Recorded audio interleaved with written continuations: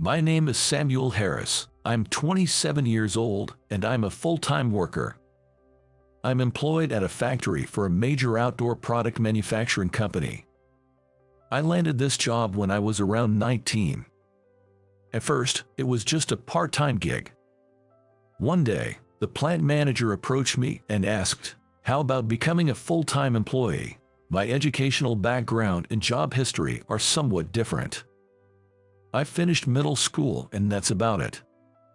Well, I did attend high school for a couple of years, but never ended up graduating.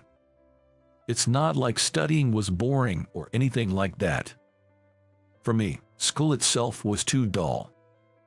Luckily, my parents are quite unconventional. They just laughed about it when I skipped high school to get lost in the mountains and became obsessed with caving. Eventually, I'd saved up some cash from my part-time job and started staying near the mountains to challenge myself against the rocks. I love mountain climbing, of course, but what was really intriguing for me was rock climbing. Even now, when I save up enough money from work, I take a long vacation and go climbing abroad.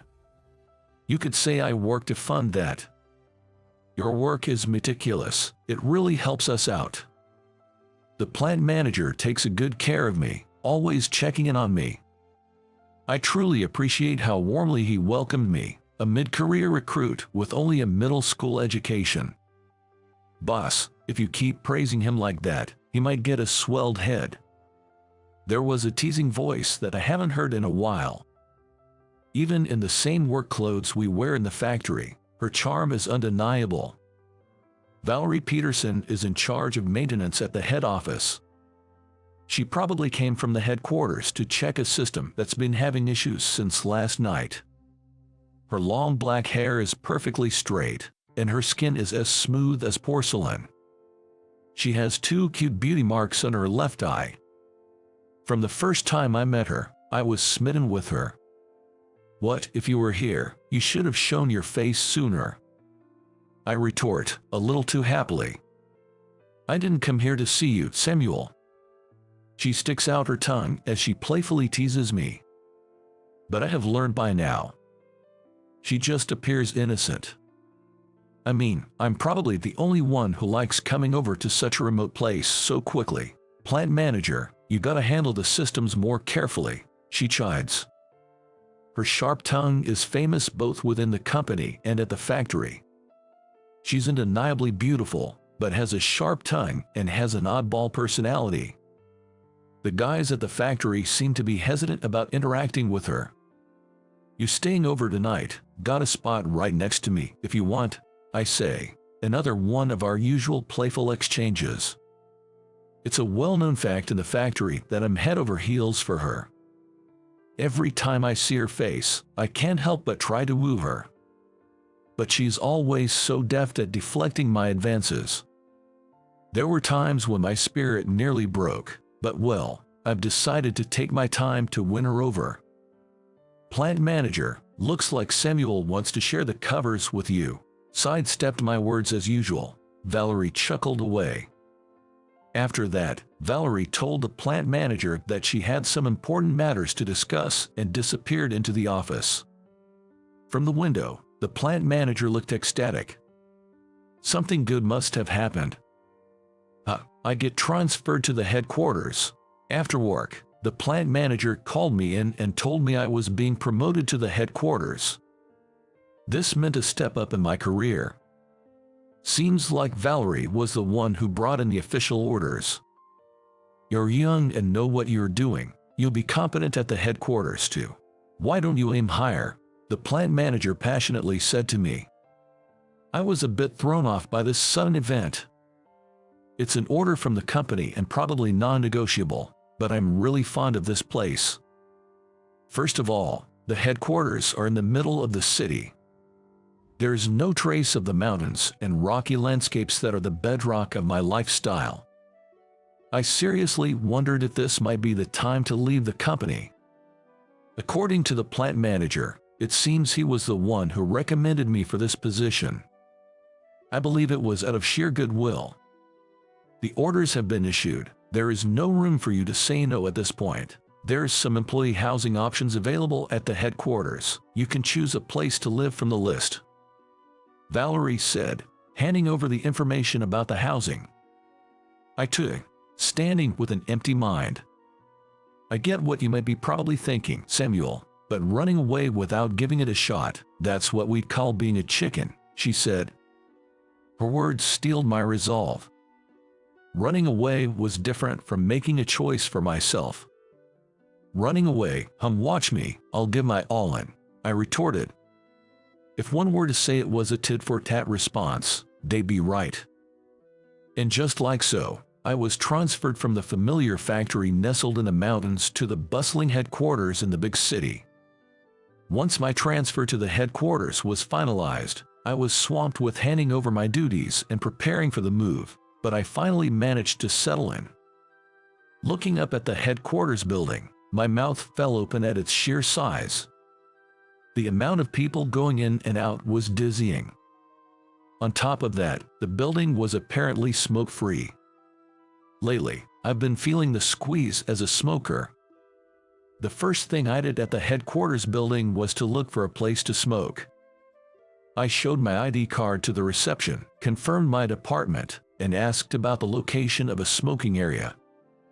There was still some time before work started. I decided to head for the smoking area to have a cigarette. Of course, he's here right away. The slender, long cigarette suits her delicate fingers. I'm not sure if she ambushed me or if it's a part of her daily routine, but seeing her first thing in the morning feels like a good omen. "Morning, can I borrow a lighter?" As soon as I put the cigarette in my mouth, she lit it up for me. She's using a DuPont lighter. I gifted it to her on her birthday. It has some scratches, maybe she's rough in handling it. When I suggested that she change to a new one, she told me she liked it with these scratches. Without uttering a word, we both smoke in the small smoking area.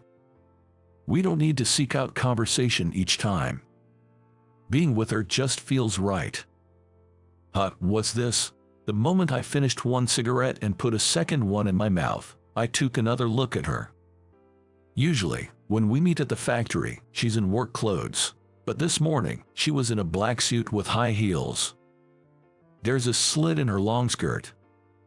This is the first time I've seen her like this, and once I start noticing it, my heart won't stop racing. I pushed the cigarette I was holding into the ashtray without smoking it.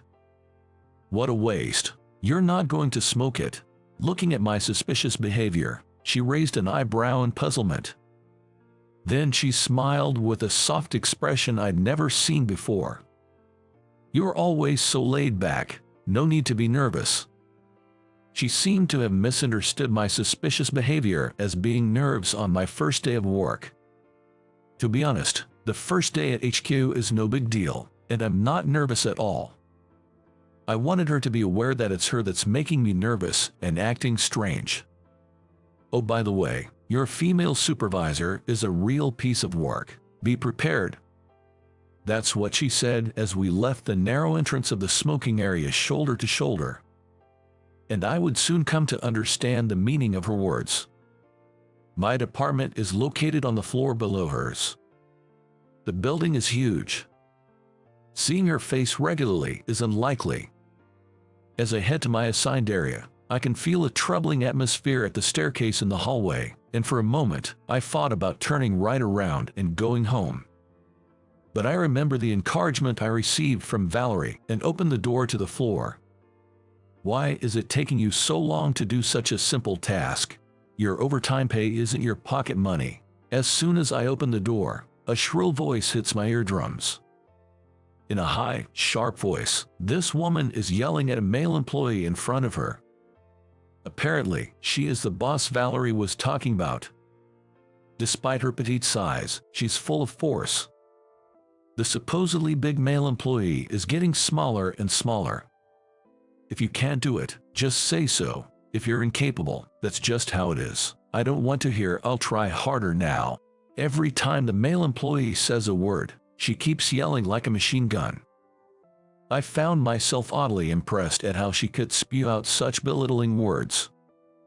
Really, with a high school dropout starting from today. No matter how hard I try, I'm just being held back. Is the plan to dump a dropout on me and ruin my career?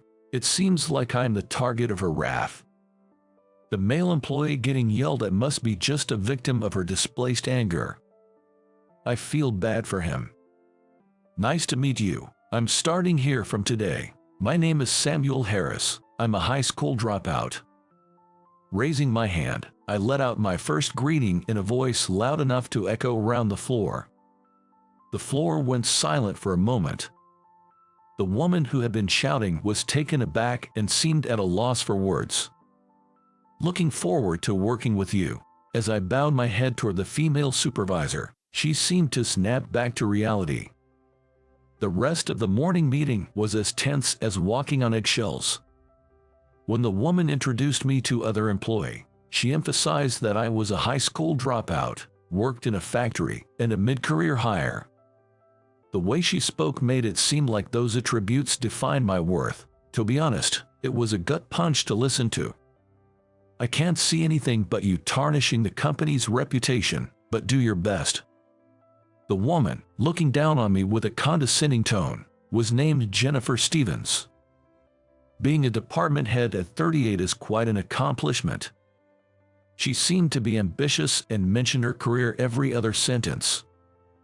I may be a high school dropout, but I'm competent enough, so don't worry. I just smile and let her know that I'm used to being looked down upon for only having a high school education. Jennifer glares at me, who is maintaining a calm exterior. It seems she doesn't quite like my attitude. Don't you think you're taking this job too lightly? It's terrifying to entrust work to someone with such a low level of education. Don't you all agree? It's like being in an elementary school homeroom. However, there are only a few employees who agree with Jennifer, and everyone seems to put a smile on their face forcefully. Jennifer grits her teeth in frustration at the reaction. You're a beautiful woman. I wish you'd show us your smile. I haven't seen you smile today, Jennifer, I said nonchalantly. This remark set her off. Don't ridicule me. That was the closing remark at the morning meeting. Working at the headquarters is a world away from the work I did at the factory, which has left me somewhat bewildered at times.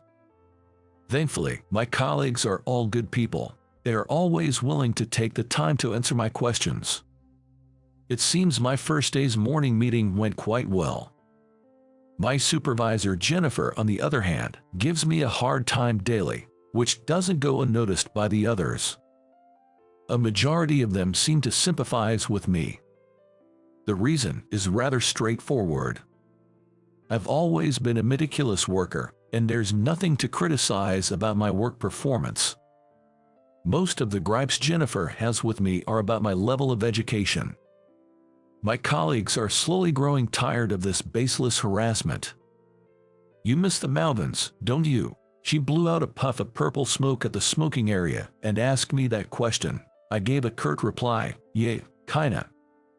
I've made a habit of running into Valerie here in the mornings and at noon. I've asked her for lunch before, but she declined, said she doesn't like to eat with others. So, I've never had meals or drinks with her. I'll make sure not to look while you're eating. So how about we go for drinks? She let out a small sigh at this and said, I can't. I get aroused watching people eat. That whisper in my ear sent chills down my spine. She ended with a long puff of breath and laughed a bit.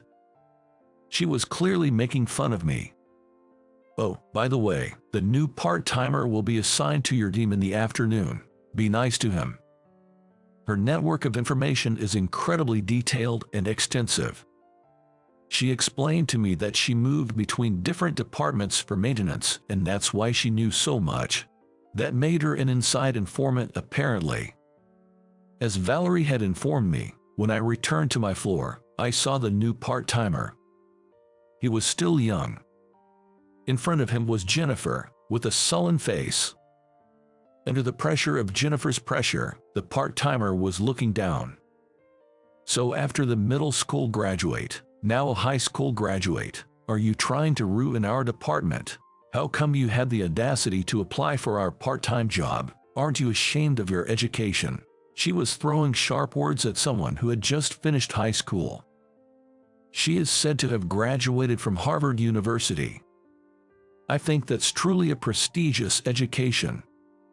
However, I'm fed up with her attitude of looking down on all her colleagues because of it. Come on, try saying something. I wonder if your vocabulary is limited because you're only a high school graduate. How pathetic. I noticed the part-timer's body shaking a little from the sudden baptism into society. I couldn't keep my cool after noticing that. By the time I realized it, I had stepped between him and Jennifer, glaring at her. Jennifer seemed a bit shaken by the fact that I was glaring at her, who usually just puts a smile on my face. Is educational background really that important? Did this young man, stepping into a workplace for the first time, cause you any inconvenience? Isn't it our job as seniors in society to welcome and educate him warmly? The floor fell silent at my unexpected attitude. Jennifer, who was being glared at, bit her lip. She must be aware that she's being unreasonable. She knows, but she can't help but saying it. Can't believe a middle school graduate has the nerve to stand up to his manager. You're not aware of your place. The nerve. How about you, Jennifer? Why don't you realize that the atmosphere in this department is getting worse because of you? We both glare at each other, neither of us willing to back down. A middle school graduate defending a high school graduate. Well, I guess birds of a feather flock together. It's unsightly. Jennifer said mockingly. She doesn't seem to have any intention of reflecting at all. You know, laughing at people solely based on their education is really the pits. Have a good look at your own face right now. It's so hideous it's laughable. My remark made her explode in anger. The stress and frustration she had been suppressing seemed to erupt all at once. Much to my surprise, she started hurling abuses at me at a pace that was near impossible to comprehend. I'll have you removed from this department. Just you watch. With these words left hanging in the air, she stormed off towards the director's office. She's probably planning to tattle on me to the directors. I could hear Jennifer's voice from the director's office, screaming, "He is unfit to be our employee." The part-timer looked utterly terrified. I patted him on the shoulder and said, "There won't be many more instances like this, so just consider it as building your immunity." At my words, the part-timer gave a small nod, his expression a mix of laughter and tears. Due to Jennifer's report, the whole department became the subject of inquiry for the human resources and the director. Everyone had to face individual meetings with the director and the HR representative. As the one who caused the commotion, I had the meeting for about an hour. I had nothing to hide, so I told them everything honestly. I even admitted that I had disrespected Jennifer to some extent in the dispute. I might not be needed at the headquarters. If I could be sent back to the factory, I wanted to at least make sure I said this at the end, to clearly convey my intentions. The director gave no response to my words. The final decision was astounding. The one branded as unfit for the company was not me, but Jennifer. Jennifer, coming out of the director's office, looked utterly exhausted. Clutching her transfer notice, she staggered back to her desk, looking as if she might collapse at any moment. Silently, she packed her personal belongings into a box and left the department without a word. Jennifer's new post was at the remote factory where I had been. It was clearly a demotion. A few months later, I paid a visit to that factory for the first time in a while. I accompanied Valerie, who was going for maintenance. While it was work for Valerie, I used some of my paid vacation for a day off. I was excited about the plan to camp with Valerie that night, who had recently taken up solo camping. How could I not be thrilled? I greeted the factory manager, presenting him with a small gift. "You've really grown," he said. His eyes seemed a bit moist, and I was taken aback. Maybe he felt like his son had come home. "How much time are you wasting on this?" You plan on making your pocket money with overtime. Just like a parasite, the usual voice echoed from inside the office. It was Jennifer's angry yell. It seemed she hadn't shown any signs of reflection even after several months. She's busy every day, yelling at the part-time workers and making fun of the staff. She often laments being in this place, saying, "I, who graduated from Harvard University, with that attitude, she stands out in the workplace for all the wrong reasons." Several months have passed and it seems she hasn't made any close friends among the staff. I don't think she's a bad person at heart. The factory manager scratched his head in dismay. Valerie, unfazed by Jennifer's shouting, flung open the office door. The door suddenly opened, and Jennifer turned to look at us astonishedly. She saw me standing behind Valerie, and her face twisted into a demonic expression. I thought to myself, she looks even more haggard than before. Valerie said, "Jennifer, from this moment, you are to use up your paid leave. This is an order from HR." Quickly filling out a vacation request for Jennifer and handing it to the plant manager, she went, "There you go," asking for his approval. "Wait a minute, don't just decide things for me." She reaches out to take back the request, but she can't due to the height difference between her and Valerie. Then, Valerie takes Jennifer's arm. "We're going camping now. You must be excited." She said it with a smile. She then escorts Jennifer, who has a confused expression, out of the office and pushes her into my car. I'm not going for camping. I took Jennifer's outcry as a sign to start and pressed down on the accelerator. "Cheer up, Jennifer," as the sound of the firewood popping in the bonfire echoed. We were sitting around the fire. Jennifer, who was forcibly brought here, is sitting with a stern expression in her work clothes. Valerie is engrossed in turning the seafood agillo I made into a cream pasta. "What do you know? I have my own pride," she stated. It's strange how sitting around a fire at night makes true feelings spill out occasionally. I thought I felt a release of tension from Jennifer's shoulders. "You guys always tell us women, don't you, because you're a woman, or despite being a woman, so I'll say it too. I've been fighting with my only weapon, my educational background. Do you understand how difficult it is to survive in this patriarchal society?" Jennifer's voice, slowly sharing her thought, sounded weaker than I've ever heard before. In the silence between her confessions, the sound of Valerie slurping her pasta could be heard.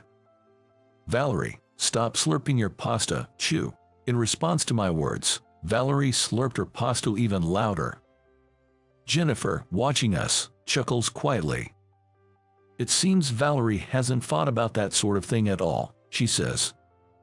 "Men who talk like that usually shut up when they are put in their place with real ability," she said, flashing a dangerously mischievous grin. "Jennifer, even without your education, you are still Jennifer. You don't need to belittle others to prove yourself. You can rise on your own, right? Once you're out in the real world. I don't think your education matters that much, but that doesn't mean I disregard your education." I carefully chose my words, trying to convey my thoughts to Jennifer as clearly as possible. I didn't want her to misunderstand my intentions in any way. "Yes, you're right," she admitted. "I might have been trying too hard." She suddenly laughed, and I thought she was beautiful. Did Valerie notice me captivated by Jennifer for a moment? She slurped her pasta with great gusto. The next morning, I was rock climbing after a long time. It didn't take long to get back the feel for free climbing. Valerie and Jennifer are looking up at me from the base of the boulder. "He has been sold already." Suddenly, Valerie's voice echoes in the quiet mountains. Wondering what's going on, I asked Jennifer in secret after climbing down. "Oh," I asked Valerie if she was your girlfriend. She smiled and said, "He's been sold out." Jennifer says with a laugh, "I was fond of you too. What a shame." I'm behaving oddly with a sudden popularity. I'll keep trying my best until I hear the words directly from Valerie. I bowed my head and declared that to Jennifer. She laughed and said, I guess I've been rejected.